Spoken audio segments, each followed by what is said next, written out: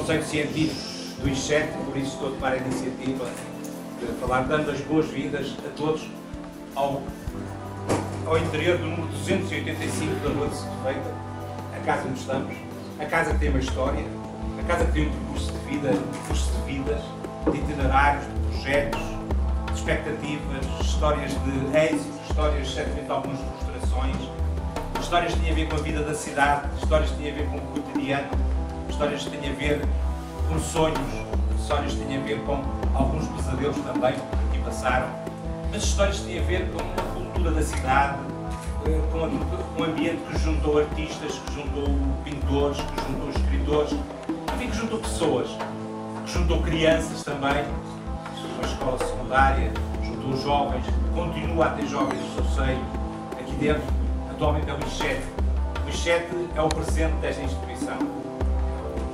É um passado recente, 21 anos, passado recente, é o que hoje aqui está a funcionar, é a instituição que aqui funciona, que é sobretudo um grupo de pessoas, é uma comunidade de professores, de estudantes, de investigadores, de funcionários, pessoas, uma vez mais, com o futuro, com expectativa, com esperança.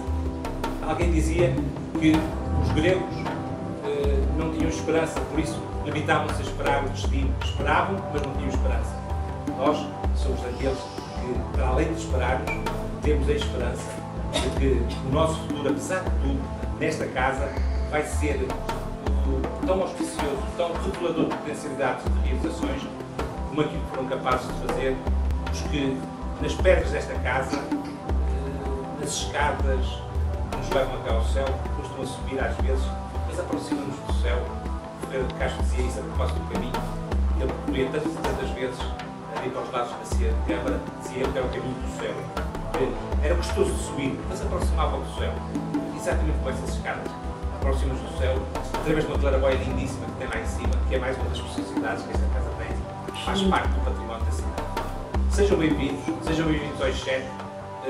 Vamos descobrir a sua história e vamos todos juntos, no fundo, participar e comungar daquilo que é o património de todos nós, sejamos portugueses ou não, mas somos com certeza aqueles que um dia estiveram ou estão, pelo menos neste momento, nesta casa. Sintam-se bem, a casa é vossa, com certeza. Ela não é minha, ela é nossa. Por isso eu também aqui estou. Obrigado.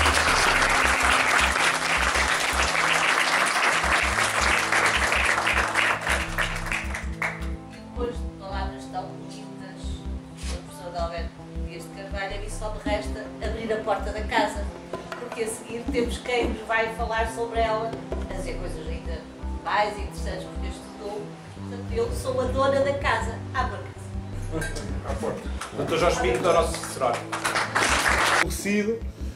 Mas eu gostava de começar precisamente por esta citação de um extraordinário pintor português de meados do século XX, que a propósito da morte de um homem chamado Alberto Silva, uma personagem um tanto desconhecida daquilo que é o Porto de meados do século XX, primeira metade do século XX, mas a propósito desse homem e a propósito da sua morte, escreveu num boletim que aqui se editava precisamente nesta casa a seguinte frase: uma lápide colocada nesse edifício, e esse edifício é este edifício, deveria perpetuar o seu nome. E aqui eu coloco Alberto Silva como o nome que deve ser levantado. De grande artista e homem de bem, seria uma bela homenagem prestada a quem tanto fez pelas belas artes da cidade do Porto. Esta frase foi essencialmente o mote que nos levou a fazer esta investigação.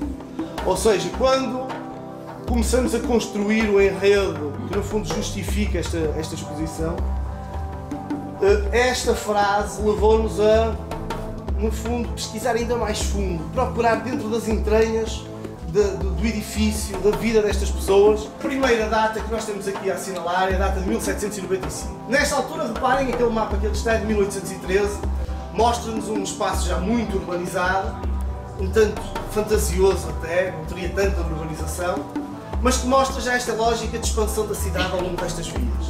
E é isso que surge ali naquele mapa de 1813, a primeira planta da cidade, chamada Planta Redonda do Porto, percebe-se bem porquê, não é? E aqueles alçados ali em cima são um projeto que estava definido para a Rua de Setúbal. Projeto esse que, na verdade, não se concretizou por completo, incluindo este edifício, que é muito mais tardio e que tem, digamos, uma gramática da forma completamente diferente daquela que ele apresenta. Depois temos uma outra data, portanto, num período onde provavelmente todo este terreno estaria vago, pertencia a um tal de António José Dias Guimarães, que em 1856 o vende a um homem chamado Joaquim Ferreira Monteiro Guimarães. Este homem, que aqui vai viver durante pouco tempo, é certo, mas que vai ser o primeiro, ele e a sua família vão ser os primeiros habitantes deste edifício, entre 1860 e 1863. O que nós temos aqui nesta placa é o seu registro de óbito, em 1876. 1856, o projeto do edifício. É um projeto absolutamente extraordinário, um palacete de características românticas, não é, do Porto, que na verdade apenas em parte foi concretizado.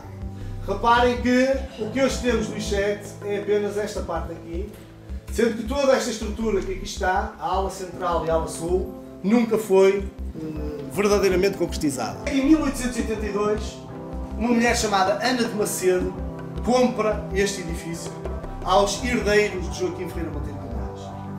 Esta mulher, Ana de Macedo, é uma mulher especial, ela é irmã também de um brasileiro que de viagem, alguém que enriqueceu no Brasil, chamado Francisco José de Macedo, e provavelmente terá sido com algum desse dinheiro trazido do Brasil, do Rio Grande do Sul, que o edifício foi comprado. E então passamos um período muito interessante, entre 1882 e 83 e 1920, em que este edifício é ocupado por esta família, que no fundo são duas, que se fundem com o tempo. Os Macedo, a Ana de Macedo e a sua família, e depois uma sobrinha da Ana de Macedo, filha de Francisco José de Macedo, que casa com um médico, um doutor, chamado João Ferreira de Andrade Couto. E aqui embaixo uma planta deste edifício, a primeira planta do interior deste edifício, de 1935, uma planta que é providenciada pelos Serviços Municipais de Águas e Saneamento, e que é muito interessante porque nos mostra que a sala 10 era na verdade uma cozinha, e o lugar onde trabalha o Fernando, o nosso designer, era uma casa de banho. O tal Alberto Silva que era referido no Caixões, ele foi um dos três grandes fundadores do Salão. Pinto de Miranda, um homem da igreja, um bom vivant, até certo ponto, grande tenista, segundo consta, mas um apaixonado tremendo por arte.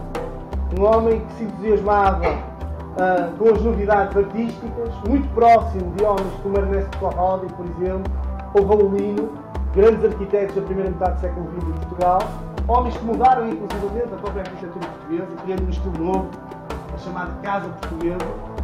E se eles arquitetavam a casa, era este homem o responsável pela sua decoração. É um homem que vai fundar, entre outras coisas, uma fábrica de móveis, de que temos aqui um pequeno catálogo, e de que, por exemplo, o Guerra Junqueiro era um fervoroso comprador de tudo o que ele tinha para vender. Portanto, o Álvaro Miranda era ele um colecionador, mas fomentava também o colecionismo em alguma da intelectualidade portuguesa. Este é o primeiro homem, aquele que vai dar origem, inclusivamente, ao primeiro nome do Salão Silva do Porto, que era apenas uma empresa, Álvaro Miranda, Silva e Companhia. Outro dos fundadores é este homem que aqui está, Jacinto da Silva Pereira Magalhães, que tinha sido Presidente da Câmara de Porto e que era, por sinal, grande amigo de António da Silva Cunha. Com ele tinha partilhado a lista para a Câmara de Porto, com ele tinha partilhado a direção da Associação Industrial Portuguesa e vai ser um homem muitíssimo importante, porque extraordinariamente devoto da arte. O terceiro nome é então o nome que deu mote à exposição, Alberto Silva. Um pintor que é descrito por muitos colegas da altura como um portento técnico, um homem devoto da leitura, um homem que pretende conhecer muito, mas extraordinariamente discreto. Não é alguém que se põe em bicos de pés para ser visto. Não é alguém que pretende ser, enfim, aplaudido e visto como uma grande mente. É apenas alguém que pretende fomentar a arte. E por isso ele é uma espécie de alma deste Salão Silva do Porto, que precisamente até à data da sua morte, em 1940, vai ser o período áureo do Salão Silva do Porto. A partir da sua morte, o Salão Silva do Porto vai entrar um pouco em declínio. E é ele que, no fundo, vai ser o grande municiador, o grande empreendedor dos chamados boletins do Salão Silva Porto.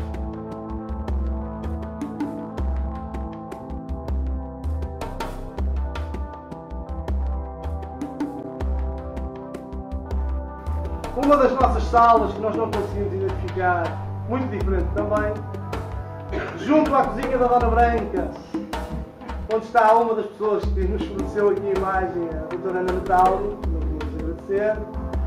Aqui o salão onde nós estamos, aqui o hall de entrada, lá atrás a esplanada, com um sarau musical. E na década de 90 há uma crítica generalizada às condições em que o edifício se encontrava. E no fundo, esse mal-estar que vai dar origem, inclusivamente, a algumas manifestações públicas que são noticiadas, por exemplo, aqui pelo Jornal Notícias em 1994, vão conduzir à partida da Escola de Lisboa para uma nova casa.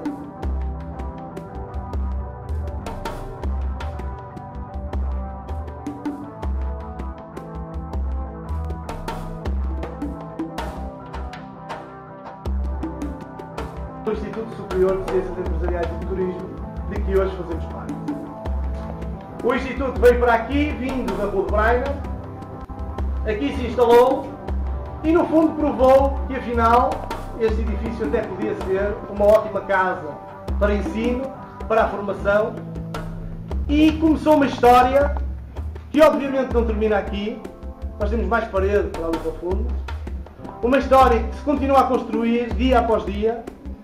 Já vamos em 2011 e daqui por muitos anos esperamos que outros painéis sejam concretizados, sempre com o Lixete a mostrar a sua qualidade de formação. No fundo, continuando aquilo que é uma história muito interessante e muito importante para a cidade do Porto.